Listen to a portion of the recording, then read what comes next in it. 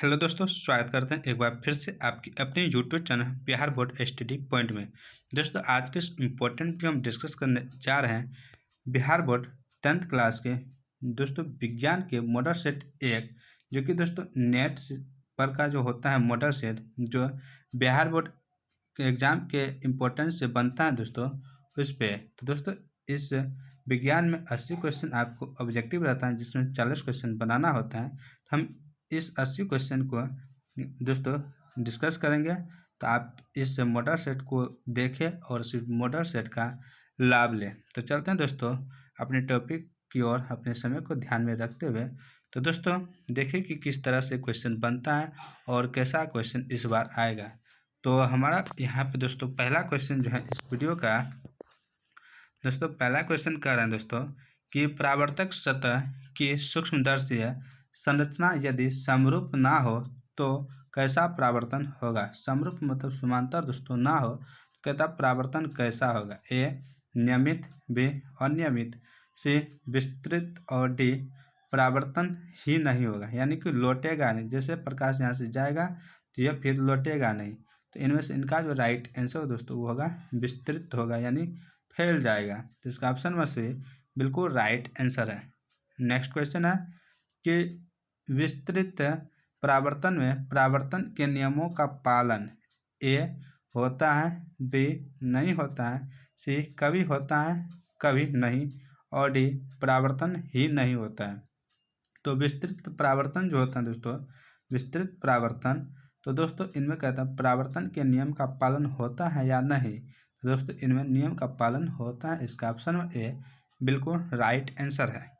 Next question यहाँ पे दोस्तों दिया हुआ है, कह रहा है क्या समतल दर्पण में बने प्रतिबिंब को पर्दे पर उतार सकते हैं। यानी कि यह जो प्रतिबिंब है दर्पण है दोस्तों, समतल दर्पण, जैसे आईना ले लें, यह समतल दर्पण होता है। तो कहता है इसका प्रतिबिंब पर्दे पर हम उतार सकते हैं। ए हाँ, बी नहीं, सी निश्चित तौर पर कहना कठिन है, और डी परिस्थितियों पर निर्भर करेगा। तो दोस्तों इनका राइट आंसर होगा नहीं। समतल दर्पण का जो प्रतिबिंब होता है उसको पर्दे पर नहीं उतार सकते हैं। इसका ऑप्शन नंबर बी बिल्कुल राइट आंसर है। नेक्स्ट क्वेश्चन यहाँ पे, नेत्र के किस दोष को दूर करने के लिए अवतल लेंस का उपयोग किया जाता है। दोस्तों क्वेश्चन इसका जो ऑप्शन है ऊपर में दिया है, इसलिए यहाँ पे आपको बता दें। कहता है अवतल लेंस का प्रयोग किस दोष को दूर करने के लिए किया जाता है। एक होता है दीर्घ दृष्टि दोष, एक होता है निकट दृष्टि दोष, तो उसके बाद होता है जरा दृष्टि दोष, और उसके बाद होता है अबिंदुता। तो इनमें से दोस्तों जो अवतल लेंस का जो प्रयोग करते हैं निकट दृष्टि दोष के लिए करते हैं। किसके लिए? निकट दृष्टि दोष के लिए। आप याद रखिएगा दोस्तों, इसका आंसर ये है। अगर दोस्तों पूछ देता कि उत्तल लेंस का प्रयोग किस लिए करते हैं, तो दोस्तों उत्तल लेंस का प्रयोग दूर दृष्टि दोष के लिए करते हैं। किसके लिए? दूर दृष्टि दोष के लिए। यह भी आप याद रखिएगा। यहाँ पे आप क्वेश्चन इसका ऑप्शन देख सकते हैं दोस्तों, यहाँ पे दिया हुआ है। कहता है जरा दृष्टि दोष, दूर दृष्टि दोष, निकट दृष्टि दोष और दृष्टि वैषम्य। तो इनका जो राइट आंसर क्या था दोस्तों? अवतल। तो अवतल से निकट दृष्टि दोष करते हैं। दूर के लिए दोस्तों उत्तल लेंस का प्रयोग करते हैं। चलते हैं नेक्स्ट क्वेश्चन की ओर। नेक्स्ट क्वेश्चन है, आँख व्यवहार करता है ए अवतल दर्पण की तरह, बी उत्तल लेंस की तरह, सी समतल दर्पण की तरह, और डी अवतल लेंस की तरह। तो आँख जो हमारा दोस्तों है यह किस तरह व्यवहार करता है दोस्तों? यह उत्तल लेंस की तरह व्यवहार करता है। इसका ऑप्शन नंबर बी बिल्कुल राइट आंसर है। नेक्स्ट क्वेश्चन यहाँ पे दोस्तों दिया हुआ है कि कैमरे की तरह नेत्र में प्रवेश करते प्रकाश के परिणाम को नियंत्रित करता है। यानी कि जैसे कैमरा में प्रकाश पड़ता है उसको नियंत्रित करता है, तो उसी तरह हमारे नेत्र में जो प्रकाश पड़ता है दोस्तों, तो उसको कौन नियंत्रित करता है? ए कॉर्निया, बी लेंस, सी पुतली, और डी आयरिस। तो दोस्तों इनका राइट आंसर होगा आयरिस। इसका ऑप्शन नंबर डी बिल्कुल राइट आंसर। नेक्स्ट क्वेश्चन है, सेल परिपथ को ऊर्जा प्रदान करता है। सेल जो है यानी बैटरी जो है वो परिपथ को ऊर्जा प्रदान करता है।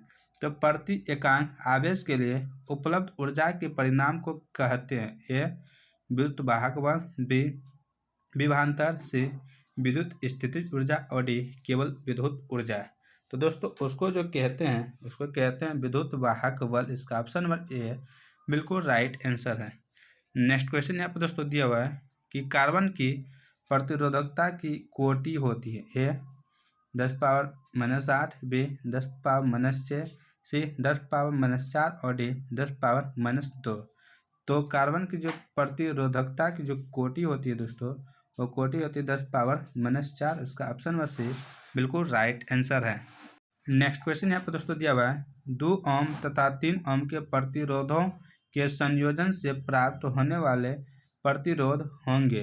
ए में है 5 तथा 1 ओम, बी में है 5 तथा 6/5 ओम, सी में है 1 ओम तथा 6/5 ओम और डी में इनमें से कोई नहीं। तो इन दोनों प्रतिरोधों के संयोजन से जो प्राप्त होने वाले प्रतिरोध होंगे दोस्तों वो होंगे 5 तथा 6/5 ओम। इसका ऑप्शन नंबर बी बिल्कुल राइट आंसर है। दोस्तों पहले इन दोनों को जोड़ देते हैं, फिर दोस्तों यह कट गया, फिर इसको दोस्तों गुना करके फिर जोड़ देते हैं। तो इनका ऑप्शन नंबर बी बिल्कुल राइट आंसर है। नेक्स्ट क्वेश्चन यहाँ पर दोस्तों दिया हुआ है कि किसी चुंबकीय क्षेत्र में एक धारावाही एल्युमिनियम का छड़ रखा हो तो उस पर लगते बल की दिशा को किस नियम की सहायता से बतला सकते हैं। ए मैक्सवेल की दक्षिण हस्त नियम, बी फ्लेमिंग के हस्त नियम, सी फ्लेमिंग के दक्षिण हस्त नियम और डी इनमें से कोई नहीं। यानी कह रहा है कि चुंबकीय क्षेत्र दोस्तों है, मान के चलिए ये 4 दिशाएं यहाँ के चुंबकीय क्षेत्र है। तो ये एक धारावाही एल्युमिनियम का यहाँ पे छड़ हम लटका देते हैं तो कहता है उस पर जो लगने वाला बल होता है, इस पर जो बल लगेगा दोस्तों इसको किस नियम के द्वारा हम बतला सकते हैं, यानी कि इसको बता सकते हैं, वही पूछना है। तो मैक्सवेल के दक्षिण हस्त नियम के माध्यम से बता सकते हैं। इसका ऑप्शन नंबर ए बिल्कुल राइट आंसर है। नेक्स्ट क्वेश्चन यहाँ पर दोस्तों दिया हुआ है कि विद्युत मोटर की शक्ति को बढ़ाने का सरल उपाय क्या है। ए नाल चुंबक को प्रबल रखना, बी आर्मेचर में लपेटों की संख्या बढ़ाना। जैसे दोस्तों ये आर्मेचर है, क्या है दोस्तों आर्मेचर, इसमें लपेट जो तार तांबा का या कोई भी तार लपेटते हैं इनकी संख्या को बढ़ा देना। जैसे 2 बार लपटे हैं इसको और बढ़ा कर 4 बार 5 बार कर दें। इसके बाद सी बड़ी धारा प्रवाहित करना और डी में है तीनों उपलब्ध एक साथ करना, यानी कि इन तीनों को एक साथ कर सकते हैं। तो इनका जो राइट आंसर दोस्तों होगा तीनों को एक साथ कर सकते हैं, यानी कि नाल चुंबक को प्रबल कर रखना है, आर्मेचर में लपेटों की संख्या बढ़ाना है और बड़ी धारा इसमें प्रवाहित करना है, ज़्यादा से ज़्यादा धारा। तो इसका ऑप्शन नंबर डी बिल्कुल राइट आंसर है। नेक्स्ट क्वेश्चन यहाँ पर दोस्तों दिया हुआ है कि विद्युत चुंबकीय प्रेरण में उत्पन्न धारा की दिशा किस नियम से बतलाई जा सकती है। ए मैक्सवेल के दक्षिण हस्त नियम, बी मैक्सवेल के वाय हस्त नियम, सी फ्लेमिंग के दक्षिण हस्त नियम और डी इनमें से कोई नहीं। तो विद्युत चुंबकीय प्रेरण है दोस्तों, इसमें उत्पन्न जो धारा होता है दोस्तों विद्युत चुंबकीय प्रेरण में, जैसे यहाँ पे 3 उंगली मान के चलिए है दोस्तों, तो यह दोस्तों 3 उंगली है। तो यह दोस्तों विद्युत चुंबकीय प्रेरण जो उत्पन्न धारा होता है दोस्तों वो किस नियम से बतलाया जाता है, तो वह फ्लेमिंग के दक्षिण हस्त नियम से बतलाया जाता है।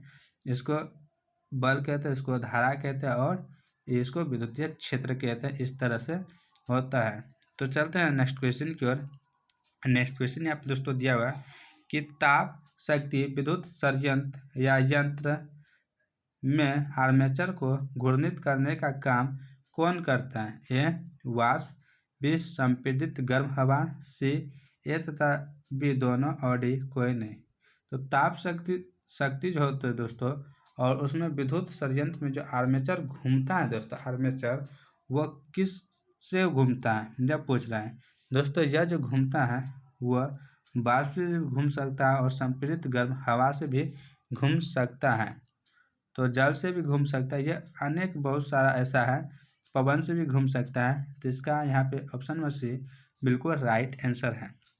नेक्स्ट क्वेश्चन यहाँ पे दोस्तों दिया हुआ है कि प्रतिक्रिया H2+Cl2 जब अभिक्रिया करता है तो 2HCl यानी हाइड्रोक्लोरिक देता है। तो यहाँ पे ए में संयोजक प्रतिक्रिया है, बी में ऑक्सीकरण है, सी में अवकरण है और डी में इनमें से सभी। दोस्तों ऑक्सीजन तो यहाँ पे है ना, जो ऑक्सीजन होगा इसलिए ये कट गया। और इसका अवकरण, ऑक्सीजन और अवकरण एक ही बात होता है, यह भी कट गया। दोस्तों यहाँ पे इनमें से सभी, अगर ये न है ये नहीं है तो इनमें से सभी भी नहीं है, बचा संयोजन प्रतिक्रिया। तो इसका ऑप्शन ए बिल्कुल राइट आंसर है। नेक्स्ट है, फेरस सल्फेट के घोल से लोहा को कौन धातु विस्थापित करेगा यानी अलग करेगा? ए में एसएन टीन, बी में कॉपर तांबा, सी में जिंक और डी में एजी चांदी। तो दोस्तों इनको जो विस्थापित कर, लोहा को जो विस्थापित करेगा दोस्तों वह कौन सा है? तो वह है जिंक। इसका ऑप्शन में सी बिल्कुल राइट आंसर है। नेक्स्ट क्वेश्चन यहाँ पे दोस्तों दिया हुआ है, कहना दोस्तों कैल्शियम कार्बोनेट को कहते हैं? ए चौक, बी चूना पत्थर, सी संगमरमर और डी इनमें से सभी। तो कैल्शियम कार्बोनेट को जो कहते हैं दोस्तों, इनको चूना पत्थर भी कहते हैं, चौक भी कहते हैं और संगमरमर भी कहते हैं, यानी इसका ऑप्शन में डी बिल्कुल राइट आंसर है। नेक्स्ट क्वेश्चन है, अपच का उपचार करने के लिए निम्नलिखित में से किस औषधि का उपयोग होता है? अपच का उपचार करने के लिए ए में एंटीबायोटिक, बी में एंटीसिड, सी में एनाल्जेसिक और डी में एंटीसेप्टिक। तो दोस्तों इनका जो राइट आंसर है दोस्तों वह है एंटीसिड। इसका ऑप्शन नंबर बी बिल्कुल राइट आंसर है। नेक्स्ट क्वेश्चन यहाँ पर दोस्तों दिया हुआ है, कह रहा है निम्नलिखित में कौन क्षारक है? ए में ZnO, बी में SO2, सी में CO2 और डी में NO2। तो क्षारक दोस्तों आपको पता होगा अम्ल, लवण, अम्ल, क्षार और लवण होता है दोस्तों। तो अम्ल यहाँ पे क्षार ले लेते हैं और इसके यहाँ पे दोस्तों उदासीन ले लेते हैं। तो अम्ल जो होता है दोस्तों वह 7 से कम होता है और क्षार 7 से अधिक होता है। तो और बीच में दोस्तों 7 जो होता है वो उदासीन होता है, जैसे जल उदासीन है। तो यहाँ पे क्षारक पूछ रहे हैं दोस्तों, इनमें से जिनका भी 7 से अधिक मान होगा वही क्षारक होगा। तो इनका जो राइट आंसर दोस्तों होगा ZnO। इसका ऑप्शन ए बिल्कुल राइट आंसर है। नेक्स्ट क्वेश्चन यहाँ पर दोस्तों दिया हुआ है, कह रहा है यदि आपके परिवार का कोई सदस्य अत्यधिक भोजन करने के कारण अम्लता से पीड़ित है तो आप कौन सा उपचार सुझाइएगा?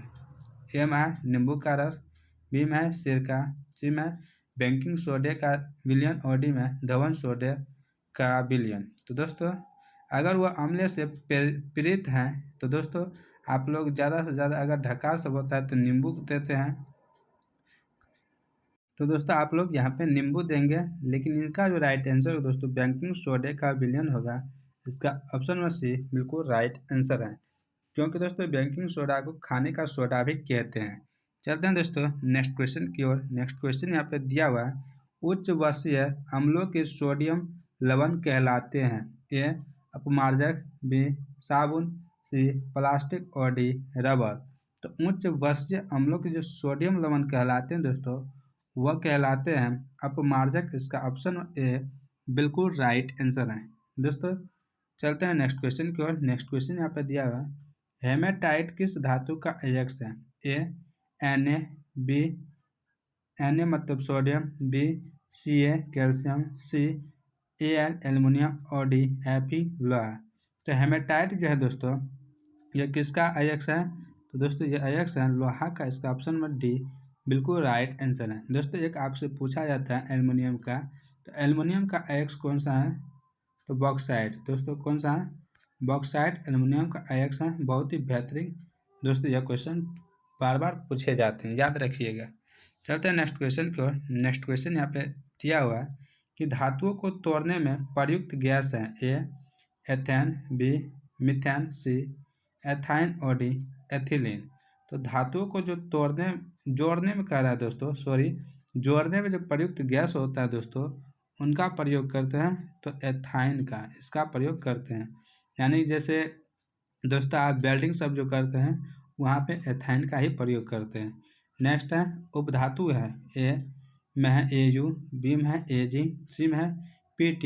ये दोनों दोस्तों बता चुके हैं। Pt का मतलब होता है प्लेटिनम और डी में है G गैलियम। तो उपधातु इनमें से जो है दोस्तों वह कौन सा है? दोस्तों वह है गैलियम। इसका ऑप्शन नंबर डी बिल्कुल राइट आंसर है। नेक्स्ट क्वेश्चन है ओलिक एसिटिक पॉमिटिम अम्ल है। ए न्यूक्लिक अम्ल, बी एमिनो अम्ल, सी बसीय अम्ल और डी इनमें से कोई नहीं। तो दोस्तों यह तीनों जो अम्ल हैं दोस्तों यह तीनों कौन सा अम्ल है? तो बसीय अम्ल है, इनमें वसा पाया जाता है। इसका ऑप्शन में सी बिल्कुल राइट आंसर है। नेक्स्ट क्वेश्चन यहाँ पे दोस्तों दिया हुआ है कि निम्नलिखित में मीथेन किसका उदाहरण है? ए संतृप्त हाइड्रोकार्बन, बी असंतृप्त हाइड्रोकार्बन, सी एरोमेटिक हाइड्रोकार्बन और डी अकार्बनिक यौगिक का। तो मीथेन दोस्तों होता है दोस्तों CH4 होता है मीथेन। तो यह कहता है किसका उदाहरण है? तो संतृप्त हाइड्रोकार्बन दोस्तों एक होता है CnH2n दोस्तों। इसके बाद असंतृप्त में दो होता है CnH2n+2 और दूसरा होता है CnH2n-2। तो यहाँ पे दोस्तों CH4 है यानी 2 दूनी 4।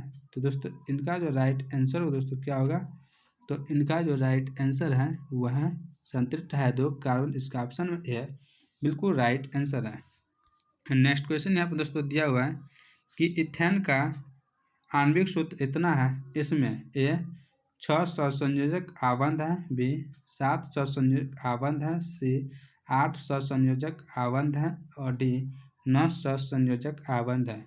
तो दोस्तों इनमें कितना सहसंयोजक आबंध है? तो दोस्तों 7 सहसंयोजक आबंध है। इसका ऑप्शन नंबर बी बिल्कुल राइट आंसर है। दोस्तों नेक्स्ट क्वेश्चन है टाइलिन परिवर्तित करता है। ए वसा को वसाम्ल में, बी मंड को शर्करा में, सी प्रोटीन को अमीनो अम्ल में और डी प्रोटीन को पेप्टोन में। तो टैलिन जो एक अम्ल है दोस्तों यह किसको बदलता है यही कह रहा है। तो दोस्तों यह जो है मंड को शर्करा में बदलता है। इसका ऑप्शन नंबर बी बिल्कुल राइट आंसर है। नेक्स्ट क्वेश्चन यहाँ पे दोस्तों दिया हुआ है, कह रहा है अवायवीय श्वसन कोशिका के किस भाग में होता है? ए माइक्रोकॉन्ड्रिया, बी कोशिका द्रव, सी हरितलवक और डी कोशिका झिल्ली। तो अवायवीय श्वसन जो होता है दोस्तों यह कोशिका के किस भाग में होता है? दोस्तों यह होता है कोशिका द्रव में। इसका ऑप्शन नंबर बी बिल्कुल राइट आंसर है। नेक्स्ट क्वेश्चन है परागनलिका का बीजांड की ओर वृद्धि करना किस प्रकार का अनुवर्तन है? ए एंजाइम, बी रसायन, सी प्लाज्मा और डी रसायन अनुवर्तन। तो दोस्तों इनका राइट आंसर जो दोस्तों वह है रसायन अनुवर्तन। इसका ऑप्शन में डी बिल्कुल राइट आंसर है।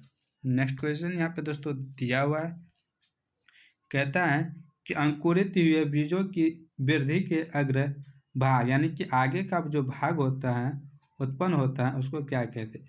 ए एवेसिक, बी ऑक्सीजन, सी फ्लोरेजन और डी इनमें से कोई नहीं। तो दोस्तों इनको जो कहते हैं दोस्तों कहते हैं ऑक्सीजन कहते हैं। इसका ऑप्शन और बी बिल्कुल राइट आंसर है। नेक्स्ट क्वेश्चन है फूल में पौधे के नर भाग का क्या नाम है? ए अग्रभाग, बी अंडाशय, सी पुंकेसर और डी इनमें से कोई नहीं। तो फूल का जो आगे वाला यानी नर भाग जो होता है दोस्तों उनको क्या कहते हैं? तो दोस्तों उसके पुंकेसर कहते हैं। उसका ऑप्शन नंबर सी बिल्कुल राइट आंसर है। पुंकेसर नर भाग होता है और स्त्री केसर मादा भाग होता है। चलते हैं नेक्स्ट क्वेश्चन की ओर। नेक्स्ट क्वेश्चन यहाँ पर दोस्तों दिया हुआ है कि विकासीय दृष्टि से हमारी समानता किससे अधिक है? ए चीन के विद्यार्थी, बी चिंपैंजी, सी मकड़ी और डी जीवाणु। तो विकासीय दृष्टि से जो हमारी समानता है वह चिंपैंजी से अधिक है दोस्तों। इसका ऑप्शन नंबर बी बिल्कुल राइट आंसर है। दोस्तों यहाँ पे चीन के विद्यार्थी दिया है तो दोस्तों इनका जो राइट आंसर होगा दोस्तों इनका जो राइट आंसर होगा वो क्या होगा? चीन के विद्यार्थी से। इसका ऑप्शन नंबर ए बिल्कुल राइट आंसर है। नेक्स्ट क्वेश्चन यहाँ पे दोस्तों दिया हुआ है कि उभयलिंगी जंतु कौन नहीं है? ए केचुआ, बी कृमि, सी हाइड्रा और डी मछली। तो उभयलिंगी जीव यानी कि जंतु यहाँ पे कर है नहीं है तो दोस्तों वह मछली उभयलिंगी नहीं है। इसका ऑप्शन नंबर डी बिल्कुल राइट आंसर है। नेक्स्ट क्वेश्चन यहाँ पे दोस्तों दिया हुआ है कह रहे हैं दोस्तों कि पुष्प के केंद्र में अवस्थित मादा जननांग कौन है? ए स्त्री केसर, बी पुंकेसर, सी परागकण और डी परागकोश। तो पुष्प के जो केंद्र यानी कि बीच में जो अवस्थित है मादा जननांग वह कौन सा है? तो मादा है स्त्री केसर। इसका ऑप्शन नंबर ए बिल्कुल राइट आंसर है। नेक्स्ट है निम्नलिखित में कौन एक आहार श्रृंखला बनाते हैं? ए में है घास, मछली तथा मेढक, बी में है शैवाल, घास तथा ग्रास हापर, सी में है घास, मकड़ी तथा मनुष्य और डी में है गेहूँ, आम तथा मनुष्य। तो आहार श्रृंखला जो इनमें से जो बना रहे हैं दोस्तों वह बना रहा है घास बकरी। घास को बकरी खाएगा और बकरी को मनुष्य खाएगा। इसका ऑप्शन नंबर सी बिल्कुल राइट आंसर है। दोस्तों घास तो मछली नहीं खाता है और मछली को मेढक नहीं खाती, यह नहीं बनेगा। शैवाल घास बनता है, सही है, और घास को ग्रास हापर नहीं कहते हैं। गेहूँ, आम और मनुष्य ये तो पूरे अलग है, इसको छोड़ दो। तो नेक्स्ट क्वेश्चन यहाँ पे दिया है कि क्योटो प्रोटोकॉल किस गैस उत्सर्जन के स्तर में कमी लाने के लिए बनाया गया था? A ozone, B carbon dioxide, C nitrogen dioxide और डी सल्फर डाइऑक्साइड। तो दोस्तों क्योटो प्रोटोकॉल जो है दोस्तों इसको बनाया गया है दोस्तों जिस गैस के कमी का जिस गैस की कमी करने के लिए वह गैस है दोस्तों कौन सा? तो ओजोन, यह carbon, nitrogen dioxide, sulphur dioxide, carbon dioxide और ओजोन में इन चारों में से जो वह गैस है दोस्तों वह गैस है कार्बन डाइऑक्साइड CO2। इसका ऑप्शन नंबर बी बिल्कुल राइट आंसर है। नेक्स्ट क्वेश्चन यहाँ पे दोस्तों दिया हुआ है कि यकृत से निम्न में कौन सा रस निकलता है? ए लाल रस, बी जठर रस, सी पित्त रस और डी आंत रस। तो यकृत यानी लीवर से जो रस निकलता है दोस्तों यहाँ से पित्त रस निकलता है। इसका ऑप्शन नंबर सी बिल्कुल राइट आंसर है। दोस्तों कहेगा कि पित्त रस जमा कहाँ होता है? तो पित्ताशय में। कहाँ पे दोस्तों? पित्ताशय में जमा होता है। चलते हैं नेक्स्ट क्वेश्चन की ओर। नेक्स्ट क्वेश्चन यहाँ पे दोस्तों दिया हुआ है कि श्वसन की क्रिया में खाद्य पदार्थ का क्या होता है? ए संश्लेषण, बी दहन, सी विघटन और डी परिवर्तन। श्वसन की क्रिया में खाद्य पदार्थ का होता है दोस्तों इनका जो होता है विघटन होता है। इसका ऑप्शन में से बिल्कुल राइट आंसर है। नेक्स्ट क्वेश्चन है अनुमस्तिष्क किस लिए उत्तरदायी है? ए संतुलन के लिए, बी स्मरण यानी कि याद के लिए, सी दृष्टि के लिए और डी तर्क शक्ति के लिए।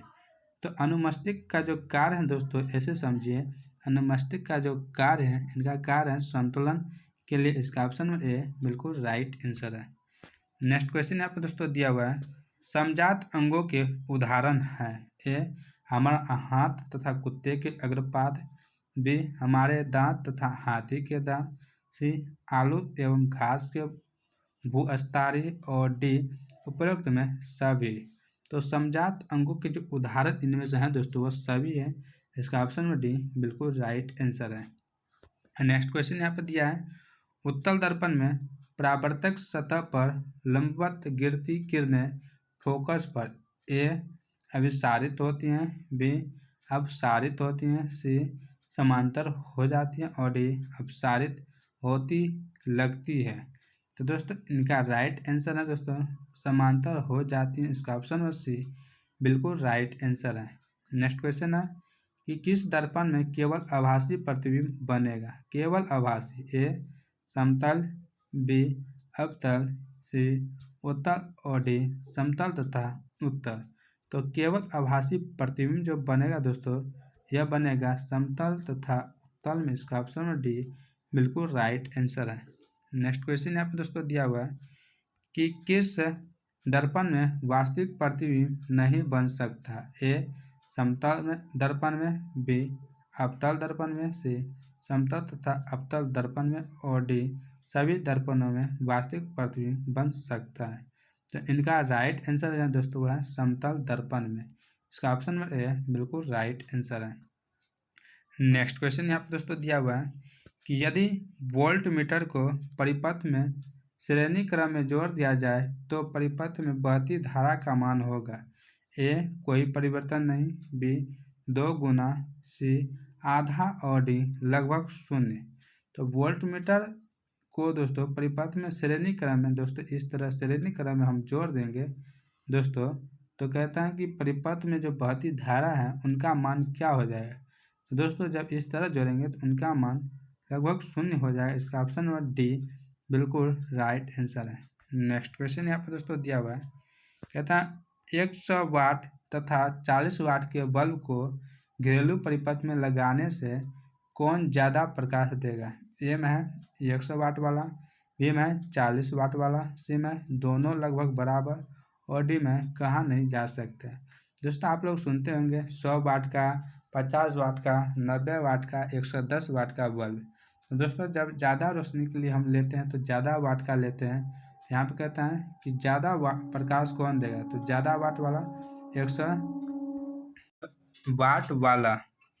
चलते हैं दोस्तों नेक्स्ट क्वेश्चन की ओर। नेक्स्ट क्वेश्चन यहाँ पे दोस्तों दिया हुआ है कि किसी उपस्कर का वाटेज ए नियत होता है, बी उपलब्ध वोल्टेज पर निर्भर करता है, सी प्रतिरोध पर निर्भर करता है और डी परिपथ की प्रकृति पर निर्भर करता है। दोस्तों वाटेज यहाँ पे नहीं होना चाहिए, वोल्टेज होना चाहिए दोस्तों। तो इनका जो राइट आंसर होगा दोस्तों क्या होगा, तो उपलब्ध वोल्टेज पर निर्भर करता है। इसका ऑप्शन और भी बिल्कुल राइट आंसर है। नेक्स्ट क्वेश्चन यहाँ पे दोस्तों दिया हुआ है कि जल शक्ति विद्युत संयंत्र में पानी के किस ऊर्जा को विद्युत ऊर्जा में बदलते हैं। ए ऊष्मा ऊर्जा, बी गतिज ऊर्जा, सी स्थितिज ऊर्जा और डी तीनों ऊर्जा को। तो दोस्तों यहाँ पे जो इनका राइट आंसर हो दोस्तों, जब भी दोस्तों पानी से यानी जल से दोस्तों विद्युत उत्पन्न करते हैं तो जल को ज़्यादा स्पीड में दोस्तों पहाड़ पे से झरना से गिराते हैं या बांध बना के दोस्तों उसको बहाते हैं, तो गति उसमें प्रदान करते हैं, इसलिए इसका क्या होगा गतिज ऊर्जा। इसका ऑप्शन नंबर बी बिल्कुल राइट आंसर होगा, क्या होगा गतिज ऊर्जा। चलते हैं दोस्तों नेक्स्ट क्वेश्चन की ओर। नेक्स्ट क्वेश्चन यहाँ पर दोस्तों दिया हुआ है, कहता है प्रत्यावर्ती धारा जनित्र से कैसी धारा मिलती है। ए प्रत्यावर्ती, बी दिष्ट, सी दोनों प्रकार की धारा और डी आवश्यकता अनुसार। प्रत्यावर्ती धारा जनित्र से जो हमें धारा मिलती है दोस्तों वह धारा मिलती है प्रत्यावर्ती। इसका ऑप्शन नंबर ए बिल्कुल राइट आंसर है। नेक्स्ट क्वेश्चन है, समय बदलने के साथ दिष्ट धारा में क्या बदल सकता है। ए परिमाण, बी कुछ भी नहीं, सी दिशा और डी परिणाम तथा दिशा दोनों। तो समय के साथ बदलने पर तो दिष्ट धारा में जो बदलाव होता है दोस्तों वह बदलाव होता है परिणाम में। इसका ऑप्शन नंबर ए बिल्कुल राइट आंसर है। नेक्स्ट क्वेश्चन यहाँ पे दोस्तों दिया हुआ है कि निम्न में से किसका उपयोग खाना बनाने वाले ईंधन के रूप में नहीं किया जाता है। दोस्तों ए में CNG, बी में LPG, सी में बायोगैस और डी में कोयला। तो दोस्तों LPG का प्रयोग करते हैं गैस में, बायोगैस का भी प्रयोग करते हैं खाना बनाने में, पहले करते थे दोस्तों स्टोव सब जैसे रहता था। उसके बाद है कोयला का भी प्रयोग करते हैं, जैसे आप लोग होटल सब में देखते होंगे। तो यहाँ पे दोस्तों किनका प्रयोग नहीं करते हैं, CNG का। दोस्तों CNG का प्रयोग वाहन सब में करते हैं, किसमें वाहन सब में करते हैं CNG का प्रयोग। चलते हैं नेक्स्ट क्वेश्चन की ओर। नेक्स्ट क्वेश्चन यहाँ पे दिया हुआ है कि निम्न में से किस देश को पवनों का देश कहा जाता है। A USA, B Bharat, C Japan और डी डेनमार्क। तो भारत दोस्तों पवनों का जो देश कहा जाता है दोस्तों वह डेनमार्क को कहा जाता है। इसका ऑप्शन नंबर डी बिल्कुल राइट आंसर है। यहाँ पे कहा दोस्तों होना चाहिए, यहाँ पे आदर्श ईंधन से कौन सी गैस उत्सर्जित होती है। ए मीथेन, बी ऑक्सीजन, सी इनमें से कोई नहीं और डी कार्बन डाइऑक्साइड। तो आदर्श ईंधन से जो गैस उत्सर्जित होता है दोस्तों वह गैस होता है दोस्तों इनमें से कोई ही नहीं। इसका ऑप्शन नंबर सी बिल्कुल राइट आंसर है। दोस्तों आदर्श ईंधन से पूछ रहा है तो सी यहाँ पे कार्बन डाइऑक्साइड दिया है, इसका मतलब यह भी नहीं होता है CO होता है दोस्तों कार्बन मोनोऑक्साइड। लेकिन दोस्तों चलते हैं नेक्स्ट क्वेश्चन की ओर। नेक्स्ट क्वेश्चन यहाँ पे दोस्तों दिया हुआ है कि आदर्श ईंधन के प्रति एकांक द्रव्यमान से निकलने वाले ऊर्जा का मान होना चाहिए। ए ज़्यादा, बी कम, सी समुचित और डी कुछ भी हो सकता है। तो इनका राइट आंसर दोस्तों होगा वो होगा ज़्यादा होना चाहिए। इसका ऑप्शन ए बिल्कुल राइट आंसर है। नेक्स्ट क्वेश्चन है, धातु के ऑक्साइड होते हैं ए अम्ल, बी क्षारक, सी लवण और डी इनमें से कोई नहीं। दोस्तों धातु के जो ऑक्साइड होते हैं दोस्तों, धातु के ऑक्साइड वह क्षारक होते हैं और अधातु के ऑक्साइड अम्ल होते हैं। चलते हैं नेक्स्ट क्वेश्चन की ओर। नेक्स्ट क्वेश्चन यहाँ पर दोस्तों दिया हुआ है, कहता है कि निम्नलिखित में किसे रसायनों का राजा कहा जाता है। ए HNO3, बी HCl, सी H2SO4 और डी H3PO4। तो रसायनों का जो राजा कहा जाता है दोस्तों किसको कहा जाता है, तो H2SO4 को कहा जाता है हाइड्रोक्लोरिक दोस्तों हाइड्रोसल्फाइड। चलते हैं दोस्तों नेक्स्ट क्वेश्चन की ओर। नेक्स्ट क्वेश्चन यहाँ पे दिया हुआ है कि कास्टिक सोडा है ए NaOH, बी KOH, सी CaOH का होल 2, डी MgOH का होल 2। तो कास्टिक सोडा इनमें से जो है दोस्तों वह है NaOH। इसका ऑप्शन ए बिल्कुल राइट आंसर है। नेक्स्ट क्वेश्चन है, निम्नलिखित में से क्षारीय प्रकृति का होता है ए Na2O, बी NO, सी SO2 और डी CO2। तो क्षारीय प्रकृति का इनमें से कौन सा है दोस्तों, तो वह है Na2O। इसका ऑप्शन ए बिल्कुल राइट आंसर है। नेक्स्ट क्वेश्चन यहाँ पर दोस्तों दिया हुआ है, कहता है निम्नलिखित में से तनु अम्ल से प्रतिक्रिया करके हाइड्रोजन मुक्त करता है ए Cu, बी Zn, सी Hg और डी Ag। तो दोस्तों इनका जो राइट आंसर होगा दोस्तों होगा Zn। इसका ऑप्शन नंबर बी बिल्कुल राइट आंसर है। नेक्स्ट क्वेश्चन है, निम्नलिखित में कौन सा युग्म विस्थापन प्रतिक्रिया करता है ए NaCl घोल एवं कॉपर धातु, बी MgCl घोल एवं एल्यूमिनियम धातु, सी FeSO4 घोल एवं सिल्वर यानी चांदी और डी AgNO3 घोल एवं कॉपर। तो दोस्तों विस्थापन कहता है अभी प्रतिक्रिया जो करता है इनमें से कौन करता है, तो दोस्तों वह है AgNO3 का घोल और कॉपर। इसका ऑप्शन में डी बिल्कुल राइट आंसर है। नेक्स्ट क्वेश्चन यहाँ पर दोस्तों दिया हुआ है, खाना बनाते समय यदि बर्तन की तली बाहर से काली हो रही हो तो इसका मतलब है कि ए भोजन पूरी तरह से नहीं ढक पका है, बी ईंधन पूरी तरह से नहीं जल रहा है, सी ईंधन आद्र है और डी ईंधन पूरी तरह से जल रहा है। तो खाना पकाते समय अगर बर्तन की तली यानी कि पेंदे में काली हो जाती है, काली जिसको कालिक कहते हैं, तो इसका मतलब होता है कि दोस्तों ईंधन पूरी तरह से जल रहा है। इसका ऑप्शन नंबर डी बिल्कुल राइट आंसर है। नेक्स्ट क्वेश्चन यहाँ पर दोस्तों दिया हुआ है कि प्राकृतिक रबर किसका बहुलक है ए आइसोप्रीन, बी ब्यूटाइन, सी ब्यूप्रीन और डी एसिटिलीन। तो प्राकृतिक रबर जो दोस्तों जो आइसोप्रीन का बहुलक है, इसका ऑप्शन नंबर ए बिल्कुल राइट आंसर है। नेक्स्ट है एथिलीन का अणु है ए पिरामिडल, बी समचतुष्फलकीय, सी एक रेखिक और डी समतलीय।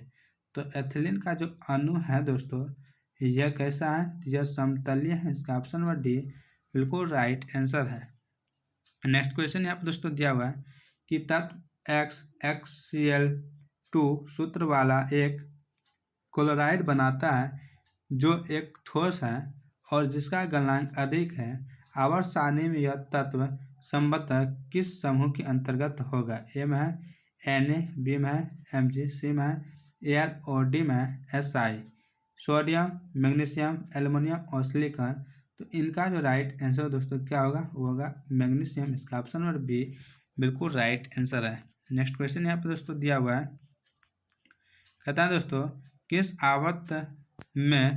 आवर्त में सबसे अधिक तत्व होते हैं, ए चौथा, बी पाँचवा, सी छठा और डी सातवां। सबसे अधिक जो तत्व होते हैं दोस्तों वो आवर्त है छठा। इसका ऑप्शन नंबर सी बिल्कुल राइट आंसर है। नेक्स्ट है कौन शून्य वर्ग का तत्व है, ए में Ca, बी में Br, सी में He और डी में Li। तो शून्य वर्ग का जो तत्व है दोस्तों इनमें से वह है He हीलियम, इसका ऑप्शन नंबर सी बिल्कुल राइट आंसर है। और दोस्तों इसी को वर्ग 18 का तत्व भी कहते हैं, इसको हीलियम को। दोस्तों चलते हैं नेक्स्ट क्वेश्चन की ओर। नेक्स्ट क्वेश्चन यहाँ पे दिया हुआ है, कहता है न्यूलैंड्स ने अष्टक नियम कब दिया था? ए सन 1893 में, बी सन 1892 में, सी सन 1793 में और डी सन 1883 में। तो न्यूलैंड्स ने जो अष्टक का नियम दिया था दोस्तों, ये 1893 में दिया था, इसका ऑप्शन ए बिल्कुल राइट आंसर है। दोस्तों आधुनिक आवर्त सारणी का जन्मदाता मेंडलीव को कहते हैं दोस्तों। दोस्तों मेंडलीव को तो आवर्त सारणी का जन्मदाता कहते हैं, लेकिन आधुनिक का दोस्तों मोस्ले होगा। क्या होगा दोस्तों? मोस्ले होगा आधुनिक आवर्त सारणी। आधुनिक आवर्त सारणी का जो जन्मदाता है मोस्ले है। अगर सिर्फ आवर्त सारणी पूछेगा तो मेंडलीव होगा। चलते हैं नेक्स्ट क्वेश्चन की ओर। नेक्स्ट क्वेश्चन यहाँ पे दिया है, इनमें कौन प्रकाश संश्लेषी अंगक है? ए हरित लवक, बी पत्ती, सी स्टोमाटा और डी जड़। तो प्रकाश संश्लेषिक अंगक इनमें से पूछा है दोस्तों, कौन है? दोस्तों वह है हरित लवक, इसका ऑप्शन ए बिल्कुल राइट आंसर है। नेक्स्ट क्वेश्चन है, इनमें सामान्यतः किसका उपयोग कोशिका द्वारा ऊर्जा उत्पादन के लिए होता है? ए अमीनो अम्ल, बी वसा अम्ल, सी ग्लूकोज और डी सुक्रोज।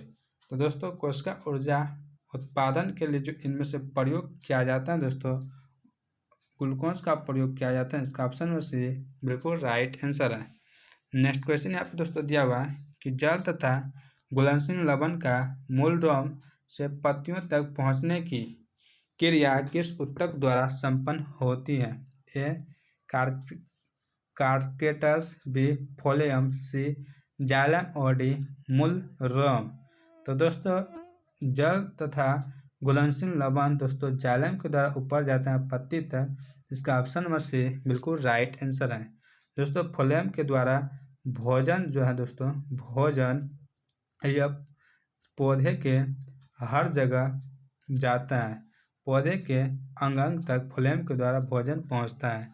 नेक्स्ट क्वेश्चन यहाँ पे दोस्तों दिया हुआ है कि बीज रहित पौधे के उत्पादक में कौन सहायक होते हैं? ए साइटोकाइनिन, बी ऑक्सिन, सी जिबरेलिन्स और डी ऑक्सिन एवं जिबरेलिन्स दोनों। तो बीज रहित पौधे के उत्पादक में जो सहायक होते हैं दोस्तों, वो होते हैं ऑक्सीजन एवं जिबरेलिन्स, इसका ऑप्शन नंबर डी बिल्कुल राइट आंसर है। नेक्स्ट क्वेश्चन यहाँ पे दोस्तों दिया हुआ है, कह रहा है निम्नलिखित में एक क्रिया जाति को कायम रखने के लिए आवश्यक है? ए वृद्धि, बी जनन, सी अनुक्रियता और डी श्वसन। जाति को कायम रखने के लिए पीढ़ी दर पीढ़ी हम जो अपना संतान उत्पन्न करेंगे दोस्तों, वह कैसे कर सकते हैं? तो दोस्तों इनको करने के लिए जनन होना आवश्यक है, इसका ऑप्शन नंबर बी बिल्कुल राइट आंसर है। नेक्स्ट क्वेश्चन है, अफ्रीकी मानव का सबसे निकट संबंध किससे है? ए में चिंपैंजी, बी में गोरिल्ला, सी में बंदर और डी में गिलहरी। तो अफ्रीकी मानव का जो सबसे निकट का संबंध है वह चिंपैंजी से है, इसका ऑप्शन ए बिल्कुल राइट आंसर है। नेक्स्ट क्वेश्चन यहाँ पे दोस्तों दिया हुआ है, कह रहे हैं दोस्तों उस पौधे का नाम बताएं जिस पर मेंडल ने प्रयोग किए थे? ए में धान का पौधा, बी में गेहूं का पौधा, सी में मटर का पौधा और डी में इनमें से कोई नहीं। तो दोस्तों वह था मटर का पौधा, इसका ऑप्शन नंबर सी बिल्कुल राइट आंसर है। नेक्स्ट क्वेश्चन है, तापमान, वर्षा, पवन आदि हैं पर्यावरण के? ए जैविक कारक, बी भौतिक कारक, सी मृदीय कारक और डी कारक नहीं है। तो दोस्तों यह तीनों जो हैं दोस्तों, यह पर्यावरण के जो हैं जैविक कारक हैं, इसका ऑप्शन नंबर ए बिल्कुल राइट आंसर है। क्या दोस्तों? तापमान, वर्षा, पवन कह रहे हैं दोस्तों, इनका राइट आंसर है दोस्तों भौतिक कारण। क्या होगा? भौतिक कारण, इसका ऑप्शन नंबर बी बिल्कुल राइट आंसर है। नेक्स्ट क्वेश्चन यहाँ पे दोस्तों दिया हुआ है, कह रहा है सिंचाई के लिए पौधों के ठीक जड़ के समीप जल पहुँचाने की विधि कहलाती है? ए यांत्रिक छिड़काव, बी टपकन सिंचाई, सी वर्षा जल से सिंचाई और डी नहर से सिंचाई। तो दोस्तों इनका राइट आंसर होगा दोस्तों टपकन सिंचाई। इसका ऑप्शन नंबर बी बिल्कुल राइट आंसर है। नेक्स्ट क्वेश्चन यहाँ पे है, परमाणु बम के ऊर्जा का स्रोत है। ए केंद्र विखंडन ऊर्जा, बी केंद्रक संलयन ऊर्जा, सी पवन ऊर्जा और डी सौर ऊर्जा। तो परमाणु बम के जो ऊर्जा का स्रोत है दोस्तों वह स्रोत है केंद्र विखंडन ऊर्जा। इसका ऑप्शन नंबर ए बिल्कुल राइट आंसर है। दोस्तों हाइड्रोजन बम का है दोस्तों संलयन ऊर्जा। हाइड्रोजन बम का दोस्तों संलयन है दोस्तों। नेक्स्ट क्वेश्चन यहाँ पे दोस्तों दिया हुआ है कि वसा का पाचन किसके द्वारा होता है। ए पेप्सिन, बी टाइलिन, सी एमाइलेज और डी लाइपेज। तो दोस्तों वसा का जो पाचन होता है दोस्तों लाइपेज के द्वारा होता है। इसका ऑप्शन नंबर डी बिल्कुल राइट आंसर है। पौधे में खाद्य पदार्थों का स्थानांतरण किस रूप में होता है। ए ग्लूकोज, बी सुक्रोज, सी स्टार्च और डी प्रोटीन। तो पौधे में जो खाद्य पदार्थों का स्थानांतरण होता है दोस्तों यह स्थानांतरण सुक्रोज के द्वारा होता है। इसका ऑप्शन नंबर बी बिल्कुल राइट आंसर है। नेक्स्ट क्वेश्चन है, पादप अपशिष्ट संचित रहते हैं। पादप का जो अपशिष्ट है दोस्तों वह कहाँ पे संचित इकट्ठा रहते हैं। ए पत्तियों में, बी छाल में, सी कोशिका रिक्तिकाओं में यानी खाली स्थान पे और डी इनमें से कोई सभी में। तो दोस्तों पादप अपशिष्ट जो संचित रहते हैं जो इकट्ठा होते हैं दोस्तों वह हर जगह रहते हैं। छाल में भी रहता है जैसे गंज दोस्तों वहाँ पे चिपचिपा पदार्थ जैसे ऐसे गंध की तरह बना रहता है। पत्तियों में भी रहता है दोस्तों। कोशिका के जो खाली खाली स्थान होते हैं वहाँ पे भी होता है। इसका ऑप्शन नंबर डी बिल्कुल राइट आंसर है। और दोस्तों इस वीडियो का इस मॉडल सेट का अंतिम क्वेश्चन यहाँ पे दिया हुआ है कि वृक्क की संरचनात्मक एवं क्रियात्मक इकाई को क्या कहते हैं। बहुत ही बेहतरीन क्वेश्चन यह दोस्तों है कि वृक्क की संरचनात्मक एवं क्रियात्मक इकाई को क्या कहते हैं। ए नेफ्रॉन, बी मूत्रवाहिनी, सी ग्लोमेरुलम और डी वुमेन संपूत। दोस्तों संपूत होगा दोस्तों। तो इनकी जो क्रियात्मक एवं रचनात्मक इकाई है दोस्तों वृक्क की इनको दोस्तों कहते हैं नेफ्रॉन। इसका ऑप्शन नंबर ए बिल्कुल राइट आंसर है। दोस्तों यह इस तरह का बना रहता है दोस्तों इस तरह का बना रहता है और यहाँ से दोस्तों ऐसे ऐसे बना रहता है और यहाँ से मशरूम जैसा निकला रहता है दोस्तों 4-5 तो दोस्तों इसी को कहते हैं तो नेफ्रॉन। तो दोस्तों आज का वीडियो यहीं समाप्त करते हैं। यह मॉडल सेट आपको कैसा लगा आप कमेंट कर जरूर से ज़रूर बताइएगा। अगर हमारे चैनल पर नए हैं तो आप हमारे चैनल को ज़रूर ज्वाइन कर लें एग्ज़ाम के लिए। तो दोस्तों इसी तरह का मॉडल सेट लेने के लिए ज़रूर जुड़े। तो मिलते हैं कल की वीडियो में फिर से। तब तक आप लोग अपनी तैयारी बेहतरीन से करें। जय भारत।